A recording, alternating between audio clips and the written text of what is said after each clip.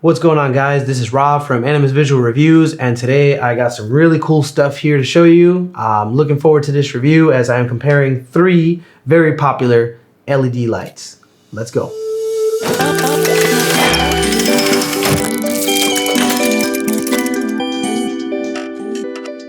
Today I have here three LED video lights. I'll give you an unbiased review here on all three of these and a comparison in the brightness of these three so you can make your own call.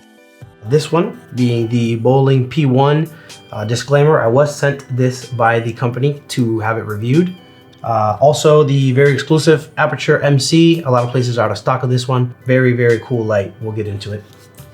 And I also got this one here. This is the Sutefoto LED video light. There's no model number or anything like that, but I'll leave the link below.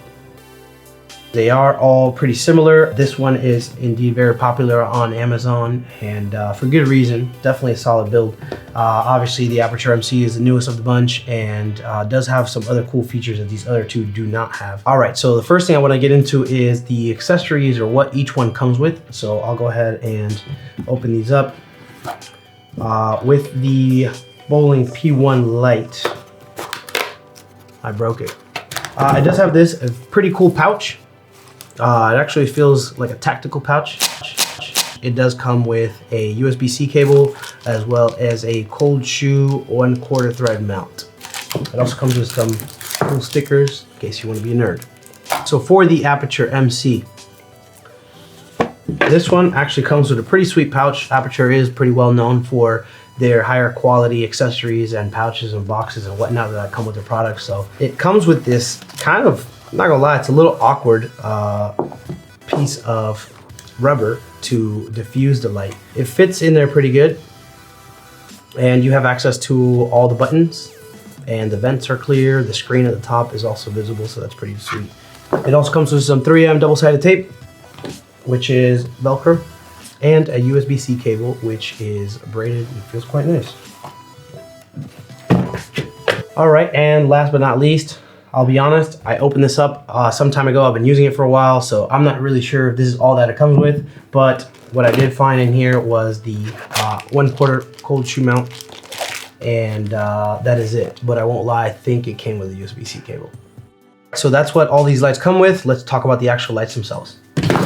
So a little bit of details on each one of these. The Aputure MC is a 2600 milliamp battery with a 2-hour battery life at maximum brightness. Some of the cool features on this one is that it does have magnets on the back, which will stick to things like light stands, C-stands. It also can be wirelessly charged, which is also a pretty cool feature. Out of these three, it's also the smallest light. So if portability is a factor for you, this is one of the ones you want to look at. It only does have 1/4 thread on the bottom. So if you're looking for mounting options, this one's a little bit more limited. The Aputure does have Bluetooth and app connectivity, which is pretty great. All right, and onto the Sutefoto LED video light. This is a 3300 milliamp light, so it is the biggest battery of the bunch. It does have a color temperature swing from 2500 Kelvin to 8500 Kelvin, and it lasts 3 hours at full power. It does also include a 1/4 by 20 thread on both the bottom and one of the sides, so a little bit more versatile there. And it does have a CRI of 95. Onto the Boling P1, it does have a color temperature of 2500 to 8500 Kelvin. It does last a little over 2 hours, so it's kind of the middle of the pack here for battery life. Some of the unique features on this one is that it does have a hinge with a 1/4 20 threads on several sides here, so there's a lot of versatility when mounting it to anything. It rotates 270 degrees, and this one does have a 96 CRI. All right, so first thing I want to talk about is obviously the size differences. And as you can tell, even though they're all similar, they're all actually a bit of a different size.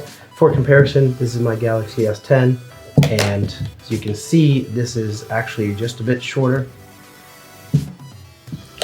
And of course, this one is actually pretty much the size of my Galaxy S10. So very comparable, these two. Obviously, the Aputure is the smallest one. In comparison, it's probably a little bit bigger than a credit card. These are all powered by USB-C. As I mentioned, they all have internal batteries.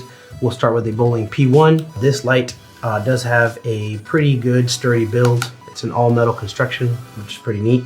The one unique thing about this specific light is that it does have this rotating piece here. When you look at the Amazon pictures, you're not really quite sure what it does, but I can see it coming in very handy. It's a 270 degree rotation. I mean, feels pretty steady. It does have a set of 1/4" threads all throughout, so you can mount this to a light stand or the cold shoe mount that comes with your camera and kind of have it extended off to the side. It does have a couple of different types of settings, including of course the RGB modes, and you can adjust the hue and saturation, a couple of different types of effects here, and it does have a ambulance, police, things like that. Pretty cool.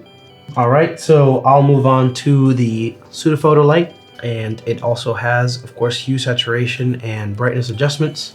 Also has RGB mode instead of just HSI, so you can adjust the exact amount that you'd like for each one.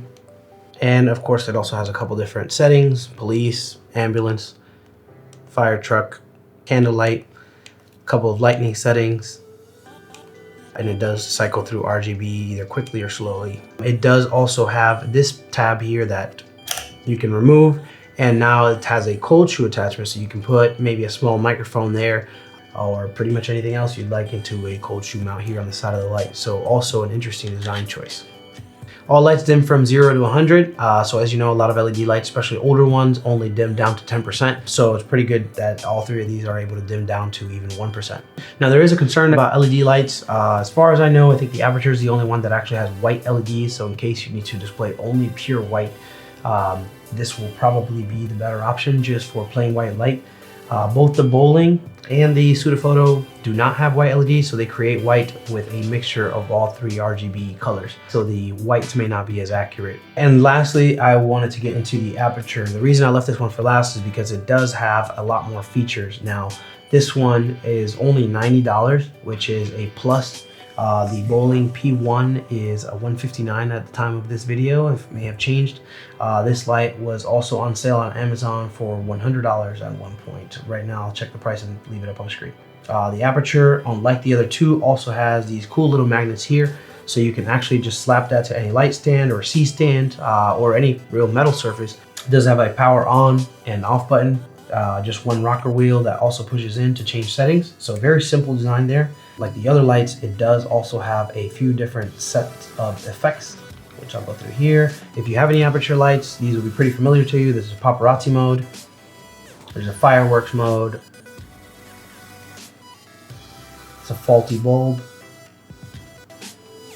There's a TV mode, so if you need to simulate the look of someone watching a TV, as well as a new party mode, which could definitely come in handy, especially for close-up shots. It also has a pulsing mode, a cop car mode, and a fire one, which I actually personally like. It'd be cool to simulate a fireplace or maybe a campfire.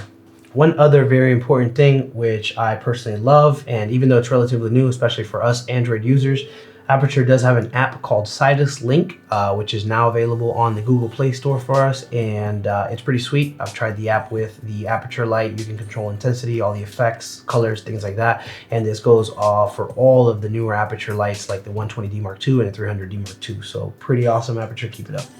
So now let's get into the important part of the review, which is testing which one of these lights perform the best. Let's go. So to start, I wanted to show exactly what our setup was. The light stand was about 5 feet from me. Once we started recording, I no longer moved myself or the stand. We just continued to switch out the lights at the same distance.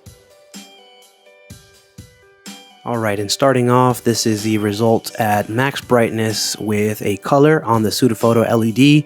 Settings are on the screen. Alright, and moving on to the Boling P1. As you can tell, it is a lot more saturated. The color isn't exactly the same. We tried to eyeball it as close as possible, but the settings are different on each light, so it was a little bit difficult to get the exact match. That said, I do notice that it is a little bit more saturated than the Sutefoto LED. Alright, and moving on to the Aputure MC light. Clearly we can tell it is the least bright of the three, but of course it is the smallest. I did not expect it to be as bright. In this shot I kept the same settings just so we can have a fair comparison between the three in terms of brightness. And of course, to get a proper exposure, we moved over to 1250 ISO. You can tell in this one at max brightness at a similar color what it looks like. Okay, and now moving on to our other test. This was a full brightness test at 5600K, which is the theoretical maximum output for each one of these, or should be at least with white LED lights. Just want to take a look at, of course, how bright each one of these are, as well as what color they render out at full brightness at 5600K. Settings are the same as the previous test. The camera was indeed set to daylight balanced. Now what I've noticed so far is that the Boling P1 does have a slight magenta cast. Now while it is easy to fix, just wanted to make sure I took note of that. And moving on to the Aputure MC, as we can tell it is the least bright of the three, but again to be expected due to the form factor. Here's the Aputure MC with a proper exposure. We had to move the ISO up to 1250. From my testing, the Aputure MC had the best color rendition at 5600K, likely due to the fact that it's the only one that has actual white LEDs. So overall, what do you guys think? Personally, I would say the Boling P1 does have the interesting mount on the side, which is cool and versatile, especially when mounted on light stands, or you can lean it up on different things. But the con is, it is the most expensive of the three lights. In my testing, I noticed the Boling P1 actually had the most saturated and vibrant colors out of all three. The Aputure does have the pro of being magnetized, so you can put it to a metal surface, but the con is, it is the least bright of the three. And lastly, the Sutefoto light is the brightest of the bunch, which is nice, but it is also the largest, so if space is an issue, definitely something to consider before purchasing. Alright guys, I hope you enjoyed the review. If you have any feedback, comments, questions, leave them down below. Hit the subscribe, like button, and that notification bell so you know when I'm coming.